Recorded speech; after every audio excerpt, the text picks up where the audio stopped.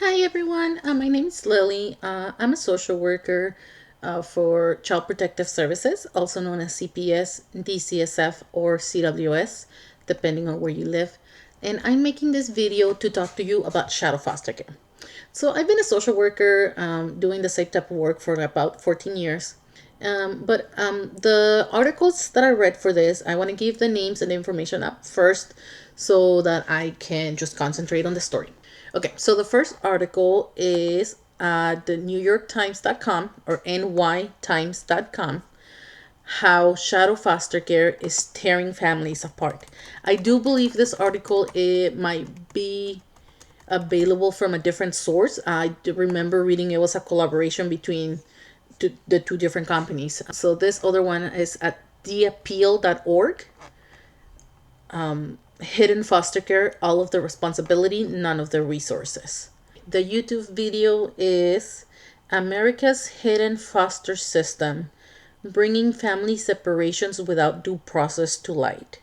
So that is a long, close to 2 hour video. It was like a conference, a panel discussion. I tried to watch it, but it was very law heavy at the beginning, and I only made it through about an hour of it. Well, basically, what I got from that video is that this shadow foster care phenomenon, it's not documented. It's not something that can be studied. There's no statistics. So I guess child welfare in the United States is run state by state, and the federal government requires each state to keep statistics on certain records. They call it the ASCARs. I know it's certain boxes I have to check on my cases when I do my documentation for that. But that's how information is gathered, like for study statistics, looking at racial disparity, those type of things that they look at the system. And because this shadow foster care system is basically a secret, there's no statistics anywhere. So they were using one of the researchers, or I believe he's an attorney, was from North Carolina. So he's using the statistics that he came across. And then the other people from Texas, there was an article 2014. So that's what they were using. There was some other place that got sued, and that's what those records were released. So very few records of what this is. So what is shadow foster care? So let me start with the story from the article from theappeal.org. So Sophie's a 1 year old. Her mom, Ashley, that's the name I was trying to remember. So Ashley's mom passed away when she was young. So she was raised in part by the stepdad and stepdad's new girlfriend, Laura. So when the stepdad and Laura split up, Ashley stayed in touch with her. Laura helped get her into rehab at some point, stopped hearing from her until about 10 years later, where she's like, hey, I'm pregnant. And in a bad relationship, still having problems with drugs. So Laura takes her in with now a new partner, a husband. They take her in, they build a bedroom for her and everything.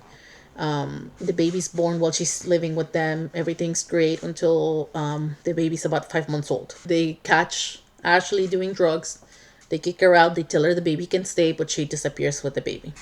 They kind of try to keep tabs on her, and eventually end up losing track of her. And about a year later, they get a call from CPS saying, you either come pick up this 1 year old or she's going to go into foster care. To avoid the child going into foster care, the mom agreed to send her to these people. Mom goes into rehab, but she fails, disappears again. Now, Laura and her husband have no legal standing for this baby whatsoever. The article says they've spent thousands, over $10,000, trying to get some sort of legal standing, either having the child legally with them or placing her with a different family, but nothing has worked. So she is now 4 years old. No legal rights, no monetary support, no state services for the little girl, nothing. So that's what this shadow foster care is. So it's a diversion program. or tactic that the states are using so that children are not coming into the official foster care system. But what this does to the families is that it leaves them with no support. So instead of trying to figure out how to edit the video to play here and like do the reacting that some people do, I have no idea how that works. I don't want to figure it out right now. So I'll just tell you again, it is America's Hidden Foster System, bringing family separation without due process to light. So, and here they explain how, CPS is seeking a change in custody to protect the child. So, when there's an investigation, in the middle of it or after the investigation has been concluded, the social worker might decide it's not safe for the child to be in the home with the parents, but there's no official legal custody change. So, when it's been decided that there's abuse in the home, we can either go to court, the next available day, or if it's like an urgent situation, we can remove the children right then and there, to avoid them being hurt while we're trying to figure out a warrant. This would be only under emergency circumstances, when we don't feel it would be safe for the child to remain in the home for the next day or two it would take for the legal process to be done. When it's kind of in the middle of an investigation, we use what it's called as a safety plan. So for a safety plan, we would need the parent to be in agreement to whatever proposed change it is. So whether it's one parent leaving the home and the children remaining with the other parent, or maybe sending the kids to stay with their godparent or whatever it is, right? It would need to be with the agreement of the parent.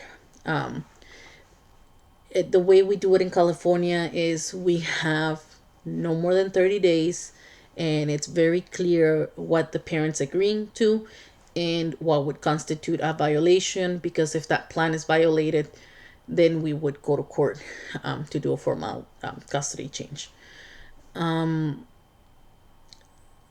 We are never to use threats to get the parents to sign it. So this is what they're alluding to, or what they're saying is that giving the parent the choice, you either agree to it or we take your kids into foster care. That's not voluntary. That's being told. That's in some situations. This is where the video got like very legal, technical. I don't know the word for it. Very. They were like citing what cases, what the Supreme Court said, whatever. So one court said it is coercion for you to tell the parents you either agree to this or I'm making it happen either way, anyways. Another court years later said, well, no, not really. You're giving them like informed consent. You're saying, these are your two options. You either work with us or we're going to go about it this way. So it's your choice which way you would want us to proceed. So regardless, whatever it is, where I work, we never insinuate that we would take your kids because you don't agree. Once we have to say, okay, I'm sorry, we're going to have to remove your kids, and then they say, oh, wait, if those are my only options, then I'll agree to it. We're not allowed to. It has to be really a voluntary thing. We don't want it to be misinterpreted as, they are only agreeing because that was the alternative. We want them to agree because they are really working with us to keep their children safe, or to show us they're willing to keep them safe in the manner that we think it's appropriate. Because a lot of times, parents are not doing these things on purpose to a lot of the times. I'm not saying always. Parents are not doing these things to harm their children. We just disagree on which is that their way is not safe. They went on to say, there's in general 32% of foster children in the formal foster care system are living with kinship caregivers. So that is not unusual in itself. The problem is the part where there's no due process. So due process is when you go through court and you have your rights and you have an attorney explaining what those rights are. So they're saying, this is this is a bad system because it's hidden from family court oversight. There's no lawyers assigned for the parents. They're part of what we have to do to take a case to court is show that there's reasonable efforts to prevent removal. That's something that it's not being done with this. There's no reasonable efforts to reunify with the parents. No way for the parents to challenge the need for the separation at the beginning, or how are they going to get the kids back. No set visitation for the parents. No way to for the parents to say later on that there's no need for the kids to be away from them. It is also problematic that it's hidden from policy and systemic oversight. So that's what I was saying. It's not being reported to the federal government. There's no count of how many of these cases exist, what happens to the kids, if there's any racial disparities, no follow up, no support. Okay, another point that they make is that basically what this one is saying, how much do you trust CPS? And it's saying, this type of system that's unregulated and has no accountability to anybody, you would just have to trust CPS, that they would know what's best in all instances with no way to challenge them, which is, in the mind of many, a recipe for disaster.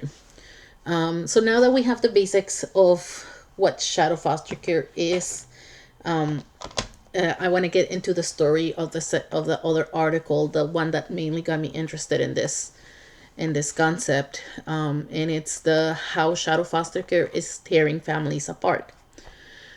So this article is very long. It was published December 1st, 2021, so a couple weeks ago. And this one talks about two girls. So Molly is 15 and Haven, who was a year younger. So their mom died of a staph infection. And they went to live with, their dad was in and out of their lives. He was a drug addict. They went to live with grandma, mom's mom. Grandma was mean. She had her own grief issues and she would take it out on the girls, blaming them for not taking better care of their mom. They had an older brother that had already moved out of state, living his own life. So the girls, not having a great life with grandma. Dad lives in a camper in the yard. There's a lot of issues, just going on. The older girl, sorry, I keep getting confused who's who.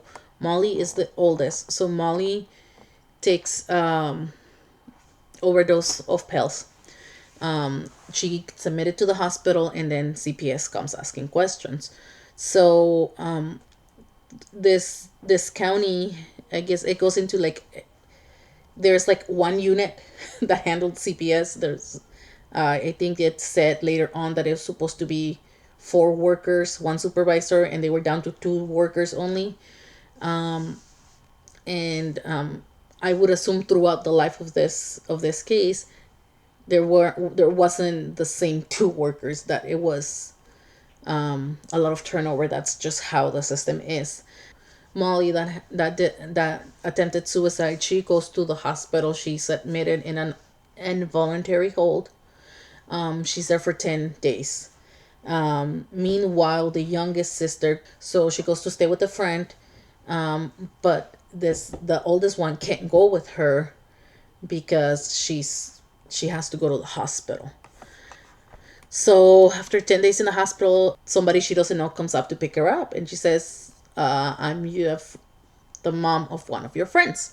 So she goes to stay with this lady.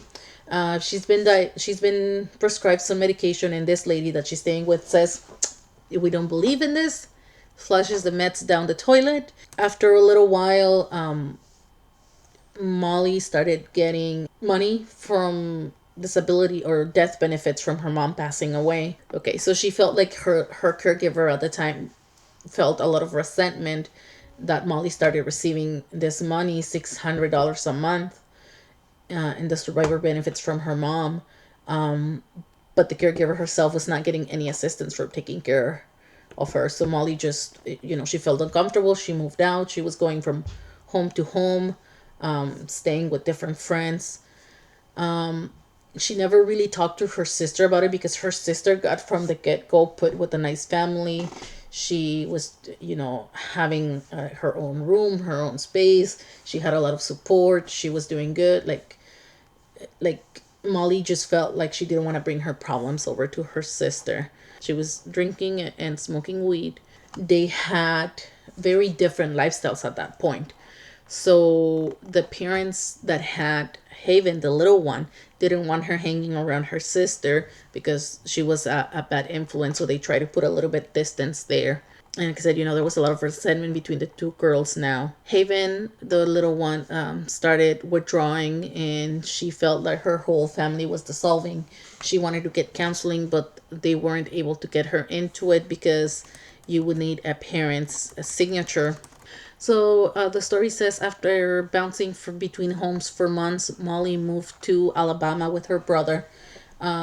She was 16, but she couldn't enroll in school because she needed a signature from a legal guardian. Brother drove Molly back. They picked up dad outside of his trailer. He was shirtless, carrying a toolbox, arguing with imaginary people. They went to the Department of Social Services, to the Child Protective Unit, and it says their dad kept pulling casino coins from his pocket, announcing they were collectibles. They didn't think that they would let him sign anything because he's clearly out of it.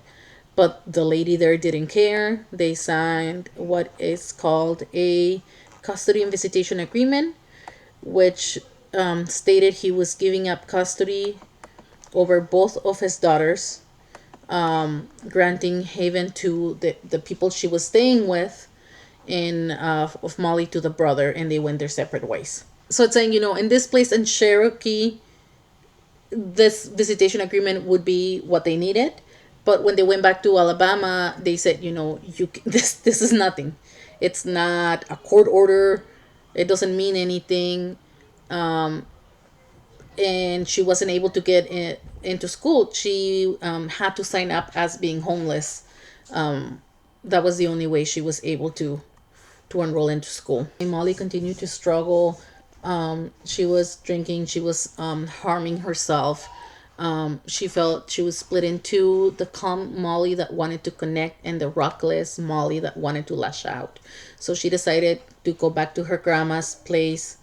But then over the summer, an argument escalated and the grandmother refused to keep her any longer. A caseworker showed up and he told Molly that if she didn't find a place to stay, she would be sleeping on the floor in his office. So somebody told Molly that she could just ask to stay with a neighbor, somebody she hardly knew. When the social worker showed up to the neighbor house, the neighbor said, "You know what? I only make $12 an hour at the supermarket.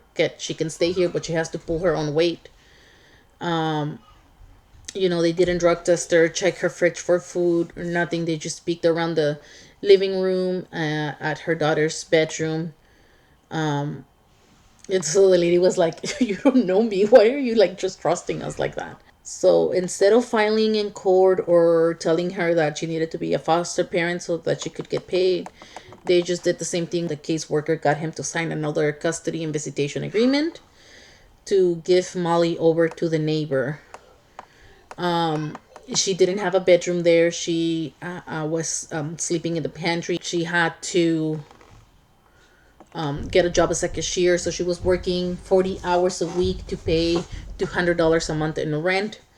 And she was saving for a car, and then she was going to school as well. So then her senior year, this lawyer, Melissa Jackson, just reached out to them. So she was investigating the local child protective unit. And the kids are saying, Molly saying, like, I don't talk to strangers. I know not to say anything. But this lady just she just felt like she could trust her. She told her everything that's been going on. So the attorney, the lawyer Jackson, told him, that's not what's supposed to happen. This is not how cases are supposed to go. The girls had no idea. Like, they thought they were just in foster care. They didn't know that there was like no open cases, that this is not how things work. The attorney told the girls that if she goes into foster care now, a few weeks or several weeks before she turned 18, she could join transitional. My 4-year-old is here. She does not know what it means to sit quietly and not get in here while I'm doing this. Okay, the article goes on a tangent about the attorney Jackson and all the other trials she's doing. She took on the case of a parent, and then when it came out in court that this is a practice that this state was doing, she started looking into it, and that's how she got a hold of the girls. So Molly's trial is set to begin January 10th. Jackson, the attorney, expects to bring at least 20 more cases to federal court. So it has taken years for Molly to stop blaming herself for her circumstances. After she went into state care, she got a hearing aid. Oh, she was she could not hear from one ear. She bought a used Prius, rented her own one-bedroom apartment with assistance from the Department of Social Services, but was denied financial aid at community college because she didn't have a legal guardian for whom she could submit tax returns. She didn't have proof that she had been in foster care for years. The younger one, Haven, who was still a junior when the girls first met the lawyer, had time to figure out that she could submit a letter from her school counselor stating she was homeless to qualify for financial aid. She was homecoming queen and graduated from high school. She went on to earn an associate degree with applied sciences with a certificate in cosmetology this summer. So this article goes into a lot of detail about the other cases, but I'm just gonna make a separate video for that. You know, it's crazy. It's crazy what that a social worker went and saw these kids had nobody and just went and threw them around, and nothing was done for them. Like, these kids spent 3 years of their lives with no support. Well, one of them did. She had the people that stepped up for her. In the older one, Molly, she just bounced around. I mean, you hear about kids bouncing around in foster care, and that's bad, but bounced around with no support, it's kind of ridiculous. I can't say she has a happy ending. I mean, she got some help for rent. She did get to do, some services from the department once they got that figured out, but she still didn't qualify for financial aid to go to college, which she should be able to. But again, with nobody there helping you through it, how is she supposed to just figure out everything on her own? So we'll leave the rest for another part of the video so that we can finish this.